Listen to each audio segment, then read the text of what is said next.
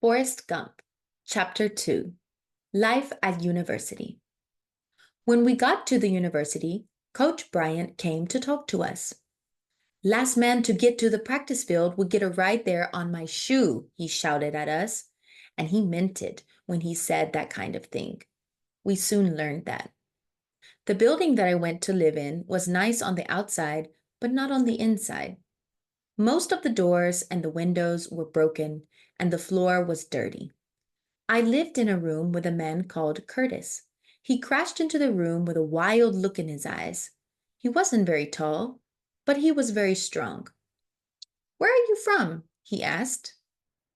"Mobile," I told him. "That's a stupid town," he said.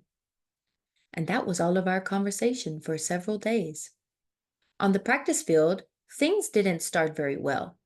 I got the ball, but I ran the wrong way with it, and everybody got angry and started shouting at me. But Coach Bryant called me across. "Just get in the line and start catching the ball," he told me. And then I told him something that he didn't want to hear. "They never taught me to catch a ball in high school," I said. "It was difficult enough for me just to remember where our goal line was." I don't think he was very pleased, but he started to teach me to catch. I wanted my mom and I wanted to go home. I didn't like that place. And Curtis was always angry, and I couldn't understand him. He had a car, and sometimes he gave me a ride to the practice field. But one day, when he had to change a wheel on the car, I helped him.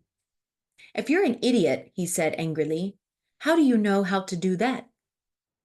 "Maybe I am an idiot," I said, "but I'm not stupid." Then Curtis ran after me and called me all kinds of terrible names.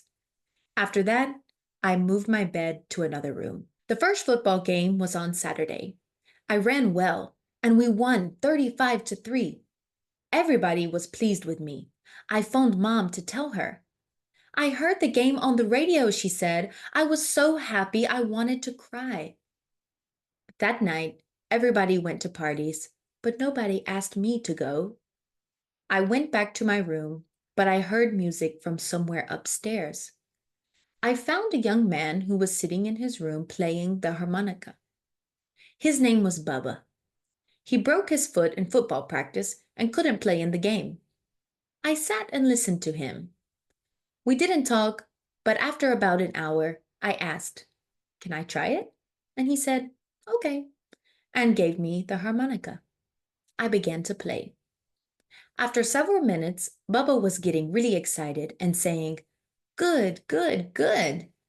Then he asked, "Where did you learn to play like that?" "I didn't learn anywhere," I said. When it got late, he told me to take the harmonica with me, and I played it for a long time in my room. Next day, I took it back to Bubba. "Keep it," he said. "I've got another one." I was really happy, and I went and sat under a tree and played all day. It was late afternoon when I began to walk back to my room. Suddenly, I heard a voice shout, "Forrest!" I turned around and saw Ginny. She had a big smile on her face, and she held my hand. "I saw you play football yesterday," she said. "You were wonderful." She wasn't angry about the cinema, and she asked me to have a drink with her. "I'm taking lessons in music, and I want to be a singer," she told me. "I play in a little group. We're playing at the Student Center tomorrow night. Why don't you come and listen?" "Okay," I said.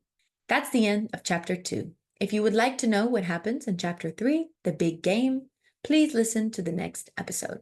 See you soon. Bye.